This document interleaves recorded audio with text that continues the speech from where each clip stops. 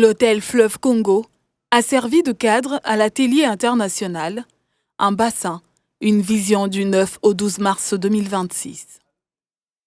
Après 4 jours de travaux intensifs au cœur de la capitale congolaise, les délégués de 8 pays du bassin du Congo, réunis sous l'égide du réseau des populations autochtones et locales pour la gestion durable des écosystèmes forestiers d'Afrique centrale, REPALEAC, ont scellé un pacte historique pour la survie du deuxième poumon vert de la planète. Cette rencontre de haut niveau s'est achevée par la proclamation d'un appel à l'action musclée. Une véritable sommation adressée aux bailleurs de fonds et au gouvernement afin de mettre les droits fonciers et la dignité des communautés au centre de la stratégie climatique à l'horizon 2030. La RDC, c'est un grand pays forestier qui détient beaucoup de biodiversité. Pour préserver la biodiversité, on a besoin des peuples autochtones et des communautés locales. Et ici, l'atelier porte sur une vision, une forêt. Donc on ne peut pas avoir la forêt avec 1000 visions. Et la vision ici signifie tous les acteurs mis ensemble pour préserver la biodiversité. Et en tant que pays solution, nous avons tout intérêt à travailler, à valoriser ces peuples-là qui détiennent des savoirs millénaires pour la conservation de la biodiversité. Le congrès s'est articulé autour de 2 axes stratégiques. L'échange d'informations pour faire le point sur les réalités du terrain. L'objectif était d'utiliser des données probantes et des récits vécus pour convaincre les investisseurs de l'efficacité de la gestion communautaire. Les organisateurs entendent porter ce plaidoyer auprès de mécanismes financiers majeurs tels que les fonds verts pour le climat, FVC. Dans ces plans qui est élaboré dans le cadre de ces consortiums RRI, REPALEAC et Clarify, nous avons la vision REPALEAC de 2030 qui vise à pouvoir sécuriser au minimum 6 millions d'hectares de terres et forêts pour les communautés autochtones et locales dans les bassins du Congo, dans les efforts de conservation de la biodiversité et de l'amélioration de la gouvernance forestière. Un enjeu majeur de cette rencontre réside dans la mobilisation de ressources, comme l'a souligné la facilitatrice. Lors de notre mandat, nous avons eu de cesse de prôner, de faire un plaidoyer pour les peuples autochtones. Ce sont les véritables gardiens de la biodiversité. Sans eux, nous ne pouvons rien faire. Et d'ailleurs, la ministre l'a bien signalé que toute stratégie sans inclusion des peuples autochtones ne peut réussir. Et l'un des résultats clés que nous avons obtenus dans le cadre du mandat de la cofacilitation de la République gabonaise conjointement avec la République française, ça a été l'organisation de la coalition, en une coalition structurée de la société civile dont le REPALEAC fait partie. Et nous avons eu de cesse, comme je vous ai dit, de faire le plaidoyer pour des financements, un accès direct pour les peuples autochtones. Donc c'est ce que nous avons eu, notamment dans le cadre de l'appel de Belém en faveur des forêts du bassin du Congo, qui a été lancé lors de la dernière COP Climat, et pour lequel nous avons obtenu plus de 2,5 milliards de dollars américains, avec un financement direct pour les pays du bassin du Congo. Et bien sûr, nous n'oublierons pas les peuples autochtones et les communautés locales à qui doivent revenir une part significative de cette mobilisation. Pour les différents membres et États du bassin du Congo, l'heure est à l'action rapide. Les 2 ateliers qu'on a organisés pendant les 4 jours, dont les 2 premiers étaient destinés pour les femmes autochtones qui ont reçu les premiers financements pour la mise en œuvre des activités sur le terrain. C'était les moments d'échange pour partager les bonnes pratiques, les leçons apprises de toutes les femmes autochtones des pays du bassin du Congo. Ça nous permet de bien avoir une même vision pour notre même bassin. Mais en même temps, on ne peut pas avoir une réunion avec des idées qui sont palpables et des actions orientées sans avoir ceux qui vont financer. Et c'est ça l'objectif de ces 2 derniers jours, d'avoir une réunion de partenaires financiers. Nous félicitons vraiment le REPALEAC tout d'abord. Nous, on a bénéficié de ces financements à travers le REPALEAC où nous sommes membres de Repaliac depuis 2003. On a participé à la création de Repaliac et comme vous le savez, le Tchad, le Burundi, le Rwanda, on n'a pas eu à bénéficier le projet qui vient de Fonds des Os et c'est pour la première fois où on a eu à bénéficier ce genre de financement avec RRI et Clarify. Les discussions ont également intégré une dimension globale en abordant les droits des communautés autochtones et afrodescendantes d'Amérique latine et d'Asie. L'objectif est de renforcer la coordination entre les organisations locales et les donateurs internationaux pour bâtir des stratégies solides post-COP30.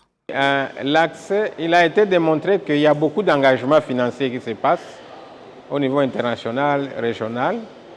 L'espace que nous avons créé, c'est un espace pour dialoguer, identifier les obstacles qui font à ce que vraiment les financements suffisants n'arrivent pas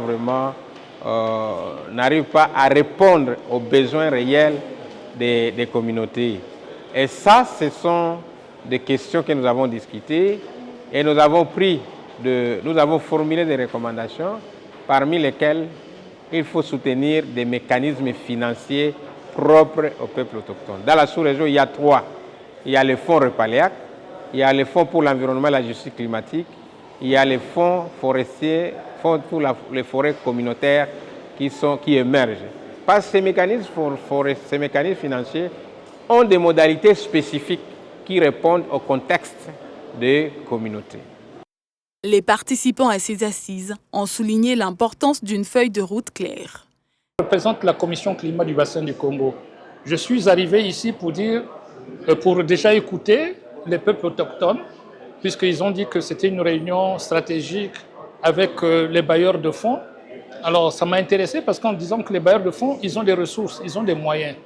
Est-ce qu'ils peuvent s'engager pour aider les peuples autochtones à mieux s'organiser et à développer leurs activités?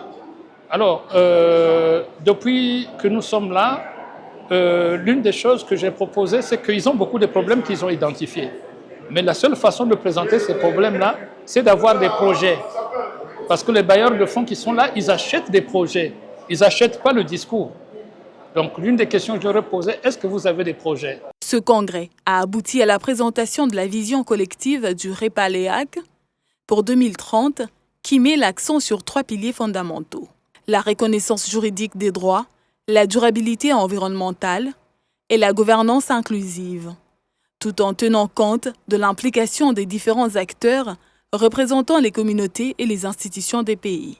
Au niveau africain, nous avons les réseaux des parlementaires africains, nous avons REPAR aussi, les réseaux aussi des parlementaires africains aussi qui travaillent dans les questions de l'environnement.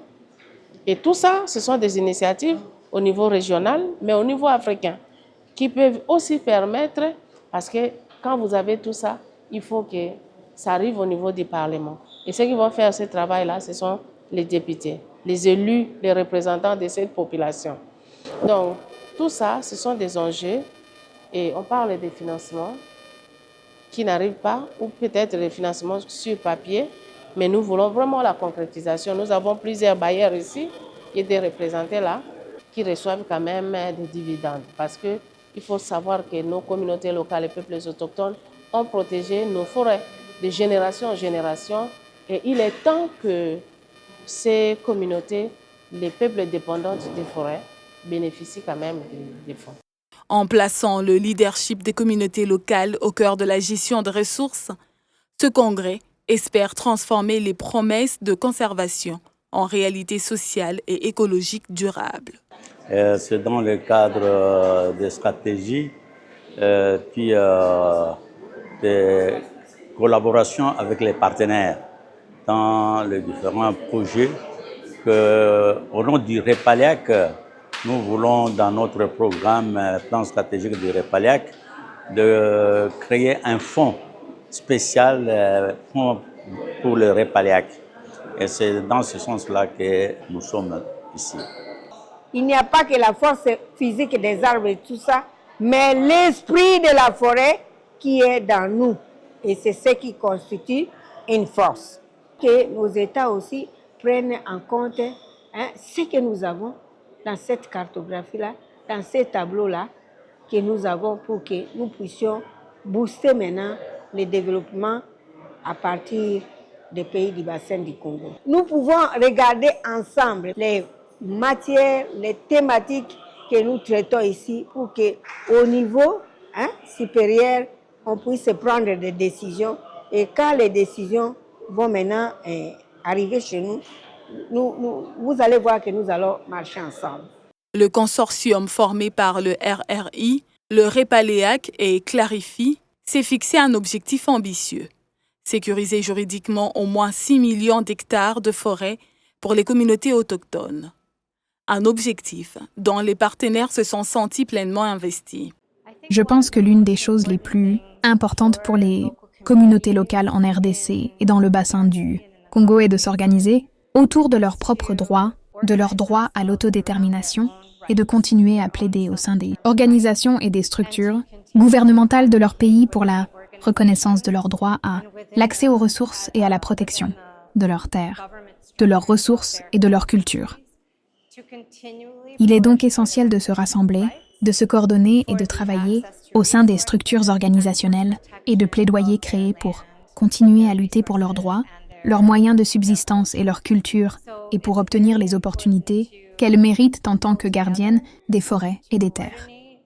One Bassin, One Vision vise à mobiliser $1 milliard américains correspondant à un pourcentage de financements nationaux, régionaux et internationaux climatiques et de biodiversité pour renforcer la sécurité foncière et les moyens de subsistance, mettre en œuvre la gestion durable des forêts et la conservation de la biodiversité.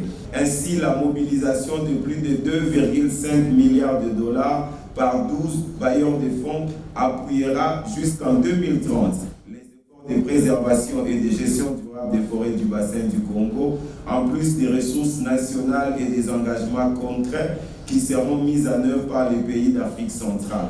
Les philanthropes et les nations bailleurs s'engagent à verser $1,8 milliard pour soutenir la conservation des territoires collectivement, environ 160 millions d'hectares de terres appartenant aux peuples autochtones et aux communautés locales dans les pays forestiers et tropicaux.